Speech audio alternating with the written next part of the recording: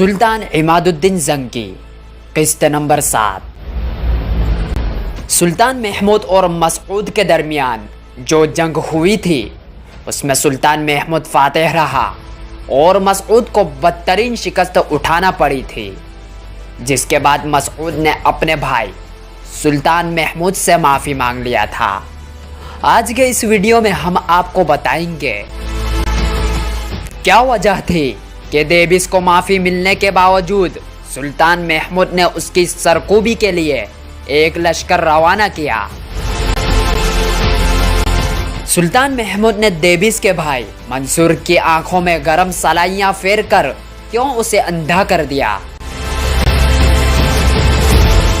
دیبیس نے خلیفہ بغداد کو کیا دھمکی دی؟ اس پر خلیفہ نے کیا کارروائی کی؟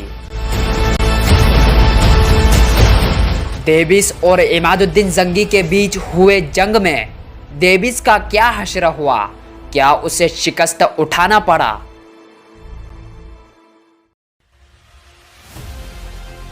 سلطان محمود اور اس کے بھائی مسعود کے درمیان صلح ہو چکی تھی۔ سلطان محمود نے اپنے بھائی کو معاف کر دیا تھا۔ اس پر شرانگیز دیبیس کو بڑا افسوس تھا۔ اس نے چاروں طرف قتل و غارت گری شروع کر دی تھی، شہر کے شہر ویران کرنا شروع کر دیے تھے۔ اس پر عباسی خلیفہ مسترشد نے اسے ایسا کرنے سے منع کیا، لیکن دیبیس نے خلیفہ کے حکم کی طرف کوئی توجہ نہ کی۔ تب عباسی خلیفہ نے سلطان محمود کو دیبیس کے حالات لکھے، جس کے جواب میں سلطان محمود نے دیبیس کو بری حرکات سے باز آنے کی تاکید کی۔ دیبیس اس پر بھی باز نہ آیا، بلکہ ایک لشکر آراستہ کر کے اس بہانے سے بغداد پر دھاوا بول دیا کہ وہ اپنے باپ کے خون کا بدلہ لینا چاہتا ہے۔ اس نے بغداد کے خلیفہ کو دھمکیاں دینی شروع کر دی۔ اسی دوران سلطان محمود بھی ایک لشکر لے کر بغداد کی طرف بڑھا۔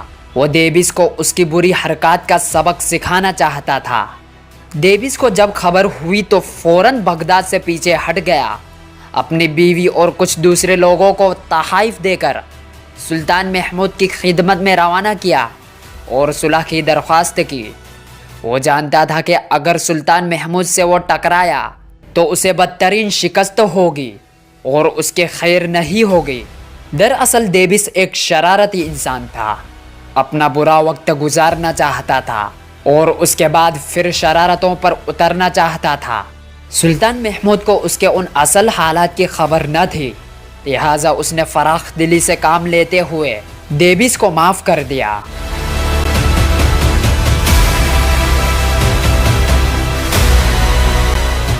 دیبیس کے معافی نامے کی خبر جب عباسی خلیفہ کو ہوئی تو اس نے اسے سخت ناپسند کیا۔ خلیفہ نے سلطان محمود کو لکھ بھیجا کہ دیبیس سے کسی طرح مصالحت نہ کی جائے، اس لیے کہ وہ اپنے باپ کا بدلہ لینے بغداد آیا تھا اور ایسی حرکت وہ پھر کر سکتا ہے۔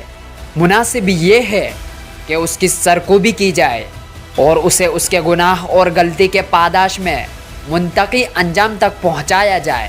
خلیفہ کا پیغام ملنے کے بعد سلطان محمود نے ایک لشکر دیبیس کی سرکوبی کے لیے روانہ کیا۔ اس وقت دیبیس کے پاس ایک بہت بڑا لشکر موجود تھا۔ آخر دونوں لشکروں میں گھمسان کی جنگ ہوئی، جس کے نتیجے میں جو لشکر سلطان محمود نے بھجوایا تھا اسے شکست ہوئی، جبکہ دیبیس کامیاب رہا۔ اس فتح نے دیبیس کے حوصلوں اور ولولوں کو اور زیادہ تقویت دی، لہٰذا اس نے ایک خط دے کر اپنے قاصد خلیفہ بغداد کی طرف روانہ کیے اور خلیفہ بغداد کے نام اس نے لکھا: میں خلیفہ کا اسی طرح ماتحت، مطیع اور فرما بردار ہوں جیسا اس سے پہلے تھا۔ اگر اس فرما برداری میں کچھ بھی انحراف اور سرکشی کا مادہ ہوتا تو جس طرح میں چند دن پہلے ایک لشکر کے سامنے کامیاب رہا ہوں اور اسے شکست دے کر فتح حاصل کر لی، تو اس فتح کے بعد میں بغداد کا رخ کر سکتا تھا، لیکن میں نے ایسا نہیں کیا۔ اس نے خلیفہ سے یہ بھی کہا کہ اگر خلیفہ اپنے وزیر جلال الدین کو برخاست کر دے تو وہ خلیفہ کا مطیع اور فرما بردار رہے گا۔ خلیفہ بغداد اس وقت بے بس اور مجبور تھا۔ دیبس ایک لشکر کو شکست دے کر طاقت و قوت حاصل کر چکا تھا، لہٰذا خلیفہ بغداد نے دیبس کی شرط منظور کر لی۔ اس طرح دیبس اور زیادہ بغاوت اور ہٹ دھرمی پر اتر آیا۔ سلطان محمود کو جب خبر ہوئی کہ دیبس نے خلیفہ بغداد کے ساتھ بدتمیزی کا مظاہرہ کیا ہے تو اس نے فی الفور دیبس کے بھائی منصور کو گرفتار کر لیا۔ پہلے اسے پکڑ کر زندان میں ڈالا، پھر اس کی آنکھوں میں گرم سلائیاں پھیر کر اسے اندھا کر دیا۔ دیبس کو جب اپنے بھائی کی اس حالت کا علم ہوا تو اس نے اعلانیہ علم بغاوت بلند کر دیا اور چاروں طرف پہلے کی طرح اس نے اپنی لشکر کے ساتھ حملہ ور ہوتے ہوئے شہروں، قصبوں اور بستیوں میں تباہی اور بربادی کا کھیل کھیلتے ہوئے حشر برپا کر دیا۔ ہر سمت امن و عافیت کا نام باقی نہ رہا۔ جن دنوں یہ واقعہ رونما ہو رہا تھا ان دنوں عماد الدین برسکی کے ساتھ کام کر رہا تھا، لہٰذا جب دیبس نے اعلانیہ بغاوت کر دی اور اس نے واسط اور ارد گرد کے علاقوں میں تباہی اور بربادی کا کھیل کھیلا، تب سلطان محمود نے برسکی اور عماد الدین زنگی کو اس سے نمٹنے کے لیے مقرر کیا۔ عماد الدین چونکہ کسی علاقے کا نہ سلطان تھا نہ حکمران، بلکہ تھوڑے سے علاقوں کا والی تھا، لہٰذا وہ ان الجھنوں سے دامن نہیں بچا سکتا تھا۔ وہ بھی دوسرے حکمرانوں کی طرح ان خانہ جنگیوں میں الجھ کر رہ گیا۔ اسی دوران دیبس سے ایک اور حماقت ہوئی۔ اس نے خلیفہ بغداد کو سلطان محمود کے ہاتھوں اپنے بھائی منصور کی آنکھوں میں گرم سلائیاں پھیرے جانے اور اس کے انتقام میں بغداد کو لوٹنے کی دھمکی دی۔ اس پر خلیفہ بغداد سخت برہم ہوا اور اس نے ایک لشکر برسکی کی مدد کے لیے بھیجا اور تاکید کی کہ ہر صورت میں دیبس کو زیر کیا جائے۔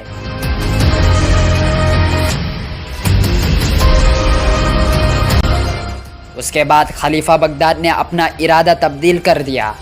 اس نے خود بھی جنگ میں حصہ لینے کا ارادہ کر لیا۔ ایک اور لشکر اس نے تیار کیا اور اس لشکر کے ساتھ وہ خود بغداد سے نکلا۔ بڑے بڑے شیوخ، بڑے بڑے سالار اس کے ساتھ تھے۔ بغداد سے نکل کر خلیفہ بغداد نے ایڈیسا کے مقام پر قیام کیا۔ یہاں کچھ لوگ اس کی خدمت میں حاضر ہوئے جن سے خلیفہ نے دیبس کے خلاف بیعت لی۔ ادھر دیبس بھی جنگ کے لیے تیار تھا۔ برسکی خلیفہ بغداد سے آن ملا تھا۔ اس طرح دونوں لشکر متحد ہو گئے تھے اور آگے بڑھتے ہوئے دیبس کے لشکر کے سامنے گئے۔ اس وقت دیبس کے لشکر کے آگے عورتیں اور ہجڑے گا بجا رہے تھے اور خلیفہ بغداد، عماد الدین اور برسکی کے لشکر میں حفاظ اور قاری قرآن مجید کی تلاوت کر رہے تھے۔ آخر دونوں لشکروں کے درمیان جنگ کی ابتدا ہوئی۔ خلیفہ بغداد نے پہلے ہی ایک لشکر گھات میں بیٹھا دیا تھا۔ جب دونوں لشکروں کے درمیان جنگ اپنے عروج پر پہنچی تب خلیفہ بغداد کے حکم سے لشکر کا وہ حصہ جو گھات میں بیٹھا ہوا تھا تکبیریں بلند کرتا ہوا نکلا اور دیبس کے لشکر کے ایک پہلو پر حملہ کر دیا۔ دیبس کا لشکر اس نئے حملے کی تاب نہ لا سکا، نتیجتاً شکست ہوئی اور دیبسی لشکر بھاگ کھڑا ہوا۔ عماد الدین، برسکی اور خلیفہ بغداد کے لشکریوں نے دیبس کے لشکر کا تعاقب کیا۔ دیبس کا شکست کھانے کے بعد ارادہ تھا کہ وہ واسط کی طرف بھاگے گا، اس لیے کہ واسط شہر اور اس کے گرد و نواح کا علاقہ اس کی جاگیر تھی۔ لیکن جب اسے خبر ہوئی کہ وہاں پہلے ہی اس کا مقابلہ کرنے کے لیے عماد الدین زنگی کو بھیج دیا گیا ہے اور عماد الدین زنگی وہاں ایک لشکر کے ساتھ اس کا مقابلہ کرنے کے لیے بالکل مستعد اور تیار ہے، تب دیبس نے واسط کی طرف جانے کا ارادہ ترک کر دیا، اس لیے کہ وہ عماد الدین زنگی کی دلیری اور شجاعت جانتا تھا اور اسے خبر تھی کہ اگر وہ عماد الدین سے ٹکرایا تو اسے شکست اٹھانا پڑے گی۔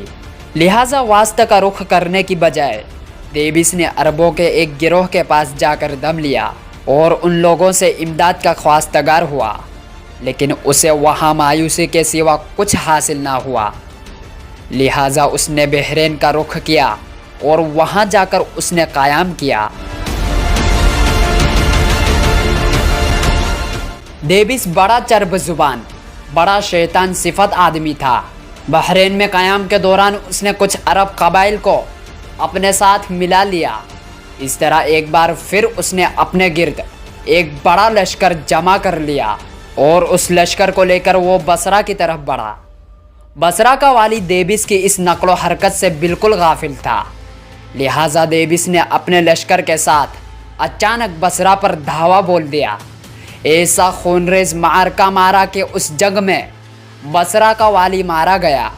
چنانچہ بصرہ پر ڈیوس نے قبضہ کر لیا اور اس شہر کو اس نے جی بھر کر لوٹا اور خوب تاخت و تاراج کی۔ ادھر خلیفہ بغداد مسترشد کو جب یہ خبر لگی کہ ڈیوس نے بصرہ پر قبضہ کر لیا ہے اور وہاں کی آبادی کو بڑا نقصان پہنچایا ہے، تب اس نے تیز رفتار قاصد عماد الدین زنگی کی طرف روانہ کیے اور اس کے لیے حکم جاری کیا گیا کہ وہ نہ صرف بصرہ کو ڈیوس سے خالی کرائے بلکہ شہر کی حفاظت کا بھی سامان کرے۔ یہ حکم ملتے ہی عماد الدین برق رفتاری سے بصرہ کی طرف بڑھا۔ ڈیوس نے اپنے ارد گرد جو جنگجو قبائل کو جمع کر لیا تھا، عماد الدین زنگی ان پر حملہ ور ہوا اور اپنے پہلے ہی حملے میں انہیں شکست دے کر منتشر کر دیا اور نہایت مستعدی اور تیزی کے ساتھ بصرہ پر قبضہ کر کے اس کی حفاظت کا سامان کرنے لگا۔ یہ عماد الدین زنگی کی طرف سے ایک بہترین اور انتہائی تیز کارروائی تھی۔ ڈیوس عماد الدین زنگی کا مقابلہ نہ کرنا چاہتا تھا، اس لیے کہ وہ عماد الدین زنگی کو جانتا تھا کہ اگر اس نے عماد الدین سے ٹکرانے کی کوشش کی تو عماد الدین نہ صرف اسے شکست دے گا بلکہ اس کا سر کاٹے بغیر نہیں ہٹے گا۔